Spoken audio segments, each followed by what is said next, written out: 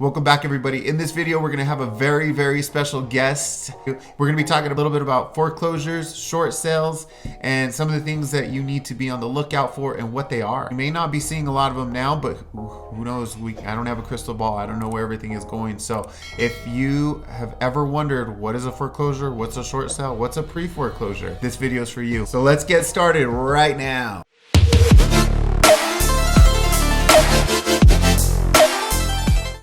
So today I wanted to introduce one of our very, very special guests. Her name is Valerie Almanzar. She's actually my business partner and my fiance. So she will be coming on here a lot. She has a ton of experience in the industry.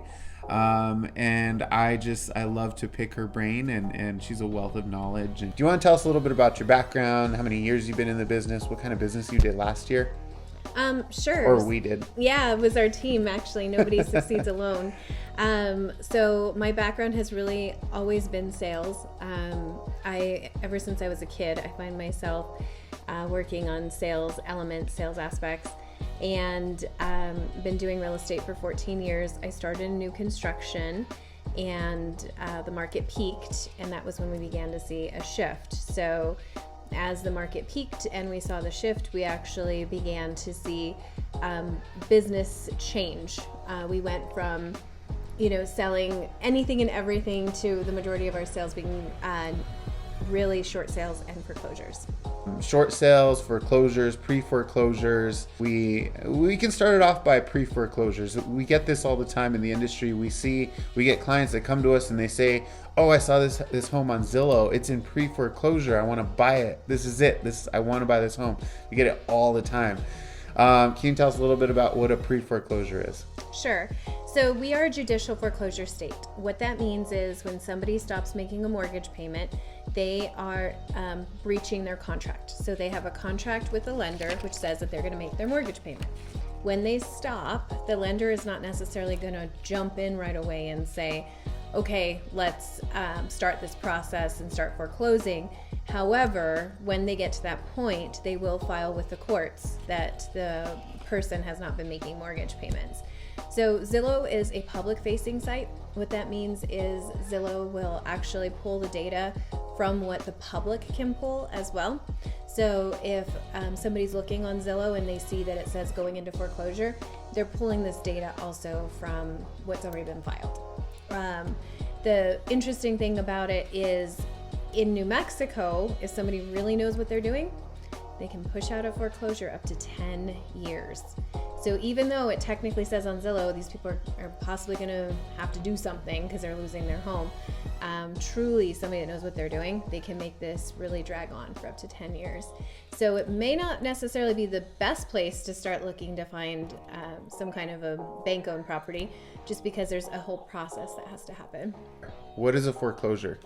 So with foreclosures, generally speaking, they have gone through the foreclosure process, and at that point in time, the person that was owning it or looking to buy it no longer is the owner. So there's different ways that people can buy foreclosures, and there's different ways a property can be foreclosed on. Truly, the ways that a property can be foreclosed on are: you don't make your mortgage payment, you don't pay your taxes, so the county assessor can actually foreclose on your property, or if you don't pay your homeowners association dues. So the homeowners association can actually foreclose as well. Once that foreclosure has happened, there's generally a first right of refusal time frame after the fact that somebody can still go back and they can still buy it back, basically. So Uncle Mike, who is super wealthy, he decides, "I'm going to buy it back from the bank. It's in that time frame," essentially could do that. So somebody that's trying to buy something that's a foreclosure, that could be a challenge, especially if that first right of refusal time frame hasn't gone away. Then there's a one that happens when it's gone through all of that time frame and it does get listed with either a realtor or on one of the sites where they're looking to sell it. At that point in time, it is understood that you should have a clean title, and any and all liens that were attached to that foreclosure should be cleared up. 99% of the time that's the case. It's not always the case though. So sometimes people think they're buying one that has a clear title, and then when they get to the end, they find out there was a second mortgage that wasn't cleared up. So that's something to be aware of. Next, we can talk a little bit about what short sales are. What are short sales?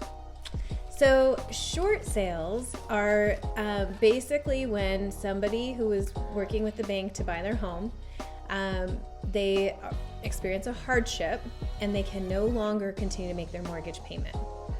We actually have helped many people with short sales and foreclosures.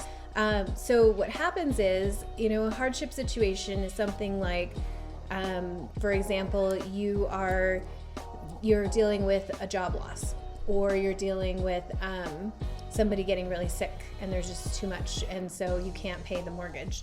So what happens with the short sale is the bank is deciding if they will accept it. It's a pre-foreclosure, so if it does not sell in a short sale, it will go into a foreclosure, and it occurs because there's a breach in the contract, which is the mortgage, and that the owner no longer is paying that mortgage.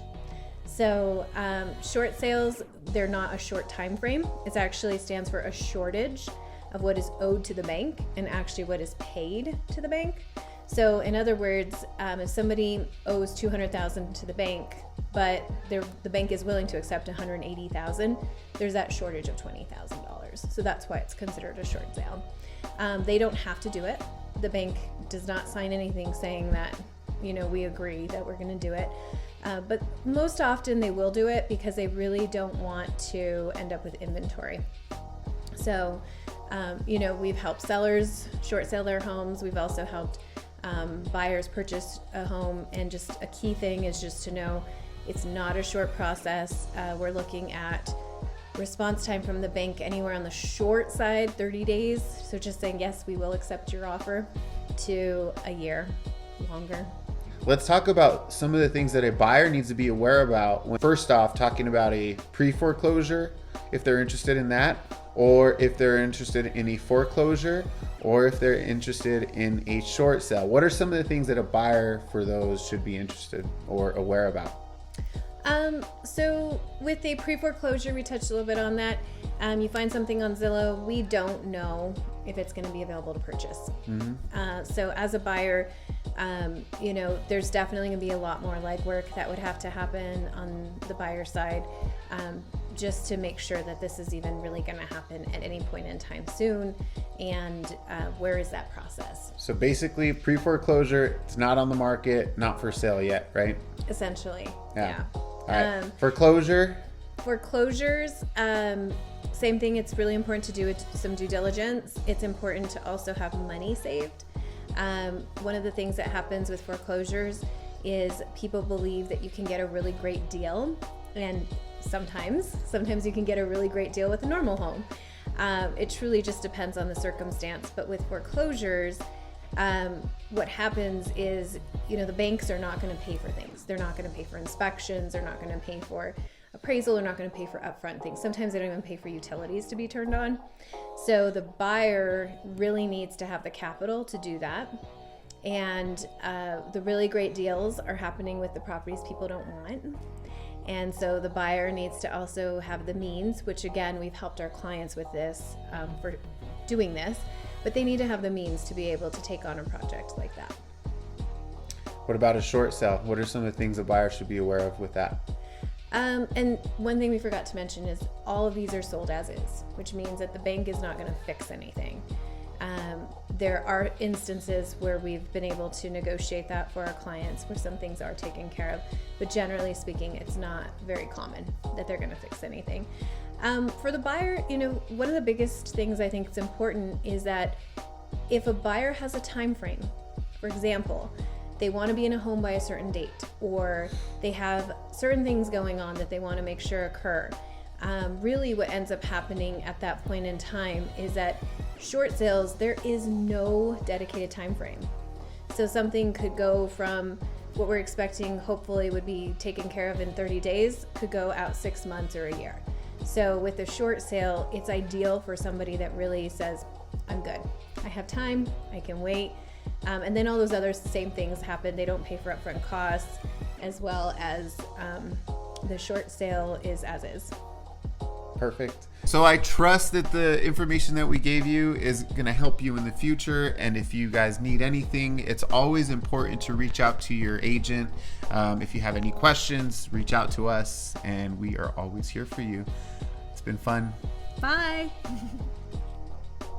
I forgot. So that's freezing up right now. Hold on, stop. Stop touching me, I can't think. I'm distracting you. I know. Sorry. Why did I touching you and you lose what you're saying? I know. Aw, I love you. Oh my gosh, stop. Gosh, what was I going to say? I forgot what I was going to